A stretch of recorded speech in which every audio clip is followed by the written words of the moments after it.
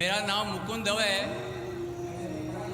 बेरोजगार हूँ। आपने बोला है कि जो इस्लाम कबूल करता है उससे हजारों गुना माफ़ हो जाता है, मगर मेरे हिसाब से सबका मालिक एक है और एक मालिक होते हुए किसको ये नज़र से देखता है और किसको वो नज़र से देखता है।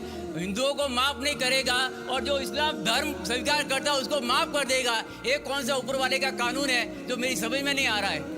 बहुत अच्छा सवाल, बहुत अच्छा सवाल। मालिक एक तो सारे इंसानों के लिए अदल भी एक होता है। बहुत अच्छा सवाल, बहुत अहम सवाल। भाई का सवाल है कि ये किधर का मुसलमानों को माफ़ करता है, हिंदू को नहीं माफ़ करता है। मैंने आपसे कहा कि जो इंसान नाम का मुसलमान है, उसका नाम मोहम्मद अब्दुल्ला जाकिर है, तो वो काफ़ी नहीं जन्नत में जाने के लिए। मुस्लिम का मतलब वो इंसान जो अमन हासिल करता है अपनी ख्वाहिश, अपनी मर्जी से खुदा के अहकामात पे अमल करने के बाद।